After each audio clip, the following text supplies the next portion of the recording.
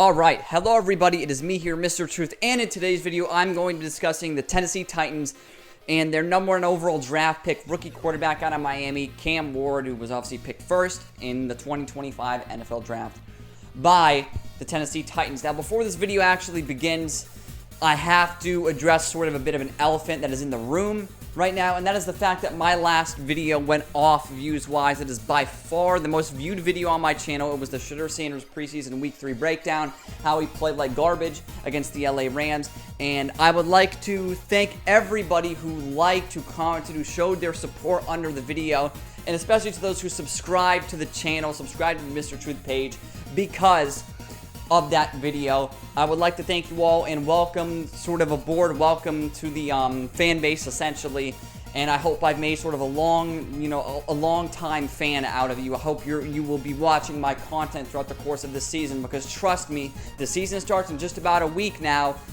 The content's going to start ramping up, and I'm going to be making a shitload this year. I think I'm going to be making a lot more videos. I made a lot of videos last year, but this upcoming year is when I'm really hoping to sort of pop off a bit more, and my goal is 10,000 subscribers by the end of the NFL season. I'm hoping to be able to reach that, and I'm confident that I will be able to if I don't be sort of a disappointment. But let's just get straight into the contents of the video, man. No more waffling.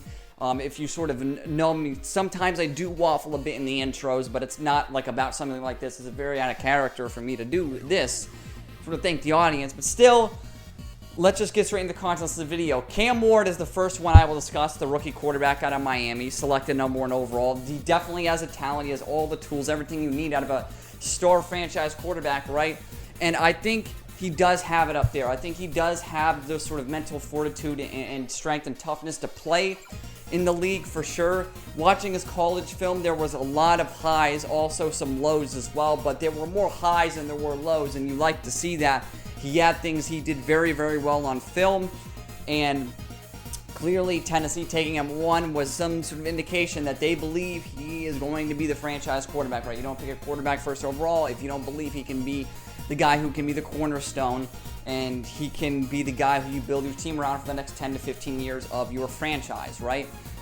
And when you sort of look at Cam Ward, when I was watching Cam Ward on film, he just sort of had this sort of calmness about him that I really, really liked. He was very calm, no matter the situation. He did have his, obviously, fuck-ups and his shitty plays. Every prospect has their fuck-ups, and every prospect does have their shitty plays, but you know, you can sort of, I'm not saying you can ignore the shitty plays, right? I'm just saying you can sort of understand the shitty plays because of how he played the rest of the season, right? I mean, he was unbelievable in most of the games. He was lighting these defenses up. He balled out. He looked amazing, and he looked deserving to be the first overall pick for sure, right? And once again, he did have his red flags, but he had way more upside than he had downside, and that's really what matters. Are you coachable? Do you have a lot of upsides in comparison to your downsides? Cam Ward was one of those quarterbacks coming into the draft, right?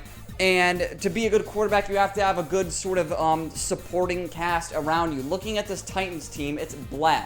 Ty Spears, who I think is a good running back in this league, is on IR. I forgot how long he's going to be out for, but still, he's going to miss probably significant time with some sort of injury. Tony Pollard, I think, is also a good running back in this league. I think he can be utilized a bit better by this Brian Callahan-led sort of offense. I'm hoping maybe, you know, they can use him a bit more because he's a really speedy guy when you get him out there in the open grass, in the field, in the space. He's going to be a good playmaker. He's going to make plays for a team, and that's the whole point of having a guy like Tony Pollard, right? He's a playmaker. He can make plays with his feet. That's what you get a good running back for, and they got him in free agency, and it feels like I think they need to rely upon him a bit more because he is a good running back in this league. Looking at sort of their wide receiver room, I mean, you got your veteran guys, right? You got Calvin Ridley, Tyler Lockett, Van Jefferson, the guys who have been around the league for a long time. But I mean, there's really no speed threat, right? You have Alec Ayamanor, who was the guy who caught that insane pass on Travis Hunter and was a part of the Stanford big comeback like a couple of years ago against Colorado in that game. I remember staying up late watching that game. That was fucking crazy. And he, I think, is going to be a good wide receiver too in the NFL. And he has speed, he has size, his hands are great, his route running is solid. I think this is a guy who's going to be a good wide receiver in the NFL. I think I'd put him over Van Jefferson on the depth chart. I would have him as my wide receiver 3 right now because he's a rookie, but then next year, if he shows potential at being a good receiver, then next year he can be the wide receiver 2 right next to Calvin Ridley. I have no problem with Calvin Ridley being a wide receiver 1. I think he's a good player. I still think he's a good receiver in the NFL. I still think he's just good enough to be like a mad team's wide receiver 1. So I don't mind Ridley being wide receiver 1. He's still good. He still is a very good player in the league. Tyler Lockett is kind of washed, to be honest with you, but he's a good veteran presence and still has that sort of smarts and route running ability he's known for. Van Jefferson is bad. I don't like him. I don't even think he's really a rosterable receiver, so it's kind of confusing as to why he's even on the team. I don't think he should be someone who's on the team. I mean, he just doesn't really provide anything. He's not really fast. Not a great hands guy. He's prone to dropping a couple. Route running is, I don't even know. Like, I don't know what Jefferson's really good at, so I don't know why you would give him reps over Alec Ayamanor. Ayaman, or I don't know how. I'm just going to say Ayamanor because it sounds better. It rolls off the tongue a bit better, right? And they don't really have anybody else, right? I mean, Traylon Burks is on IR. He's a bust, let's be honest. He's not any good. I would probably rather have Jefferson over Burks, but still. Tight ends, they have Chigga Conquo, and they have Gunnar Helm, who I believe is a rookie out of Texas. Helm could be a decent a decent tight end in the league. Chigga Conquo is a good tight end, so no problems with him starting as well. But their offensive line is my main concern with this offense. They gave Dan Moore Jr. at left tackle a fucking bag. They threw him a bunch of money in the offseason. He's not very good. I mean, he's not impressive. He's not like elite. They gave him like a borderline elite tackle money. And he's not a borderline or even close to an elite tackle. So you're giving him elite tackle money. He's not an elite tackle. So why would you give him elite tackle money? It's not something that really computes with me. I don't think that makes any sort of fucking functional or logical sense in any way. I'm not going to say he's going to flop. He's going to be a bomb. He's going to be a complete scrub and a bum for Tennessee. But if he's serviceable, okay. But you overpaid for a serviceable left tackle when you could have just drafted one. It doesn't make any sort of sense to me. And then the interior is okay. Kevin Zeitler is, a veteran, but he's not going to be on the team for long. So you got to find his long-term replacement probably in next year's NFL draft. Lloyd Cushenberry, I don't know how good he is. Skoronski's decent. J.C. Latham is someone I wanted to talk about. There was points last year he did not look good. He wasn't really that great in pass protection. And we're going to see if he becomes more of a mauler this season. We're going to see if he, holds up in pass protection because he was getting beat a lot last year as a rookie. So I'm willing to excuse it. But this year will really tell you if J.C. Latham is going to be a star tackle in this league. And as for their defense, last season, their defense, the first couple weeks of the season, I have to admit, it was fucking awesome. Their defense was balling out. They looked great. They were making plays. They were forcing turnovers. They weren't allowing many fucking points. They looked amazing. And then you could sort of tell by midseason they were petering out. They were sort of...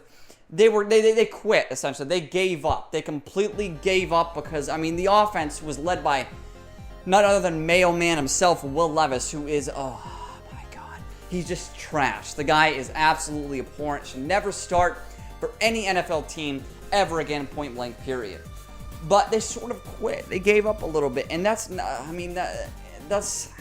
really a good sign going into next year. They have some nice names on this roster, right? Like Roger McCreary, L'Jarius Sneed, two really good corners, Cody Barton, a decent linebacker, T'Vondre Sweat, a decent rookie year, Jeffrey Simmons. They got Draymond Jones, who I believe played for the Broncos last year, so their defense on paper looks decent. Amani Hooker, Xavier Woods. You have good guys, right? These are good players, but I don't know if last season's sort of first couple weeks stretch is very replicable, I think is the word.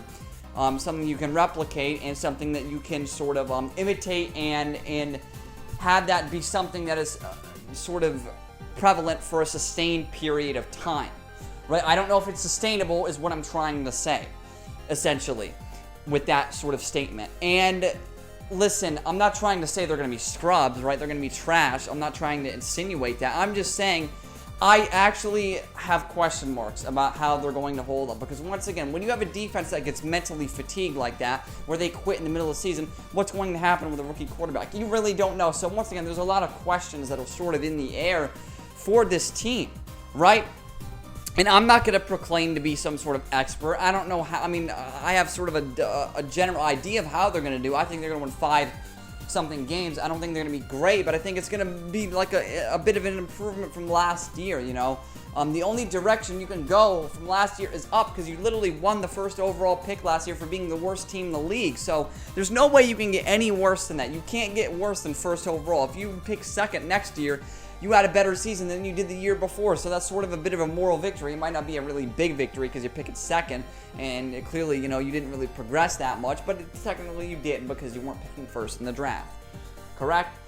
And the only direction to go from here is up. Once again, I'm no expert. I've been wrong about plenty of things. Once again, as I said in a video earlier this week, listen, some of these videos that I have on my channel that are wrong, that are incorrect takes, they aren't fucking locked away in Fort Knox, right? You're not gonna need the fucking army in fucking NATO to come and support you in fucking in finding these videos. You can find them on my page. You can search them, look them up. You can scroll down on my page and find these videos where I'm blatantly fucking wrong. I'm not trying to say I'm some sort of expert or scout or analyst or professional of anything, right? That's sort of the motto of this channel. I'm just a dude. I'm a guy that has an opinion, and maybe I go about, you know, expressing it in incorrect ways, or very, not really arrogant, very sort of brash ways, and very interesting, intriguing, entertaining ways, which is, I guess, the appeal of this channel now. Although last video I didn't really get to show off much fucking personality, did I? So I guess you're getting the full force in this video, even though I think I'm probably gonna like make a playlist of Mr. Truth Classic of like 6-7 videos that I think that newer viewers should watch to sort of really get a lay of the land of the channel, right? Because, you know, that would be a great way to introduce yourself to sort of the type of, the style of content that I make. It's not, I mean, this editing that I do on this channel is shit, right? It's absolutely horrible. I do no editing. It's like, you could say it's lazy, but still, all right? But still, all right? And yeah, that's going to do it for this video. That was sort of my, my bit, not really a breakdown, my sort of thoughts and opinions on the Tennessee Titans this year. I expect 5 wins. I expect a bit of optimism, a bit of hope, actually, for once. In Tennessee, there was hope last year, but you were starting Will Levis. You weren't going to really get anything out of the guy. The guy's a scrub. Let's keep it $150 here. So that's going to do it for this video. Once again, I'd like to thank all of you who subscribed to the channel because of the Shador Sanders video. I'd like to thank you all for watching that video. I'd like to thank you all for commenting, engaging, and supporting that video. I really, really do. It really means a lot to me because I never had a video really do that well in the algorithm. So once again, I hope you guys, new subs, are going to be here for the long run because I would appreciate that. And there's a whole season waiting down the road just to add in a week. So once again, just you guys wait and you will get a lot of content. Trust me, and it will be good content. I can bet you my life that the content this year is going to be great. Thank you all for watching. This has been Mr. Truth, and this was nothing but the truth.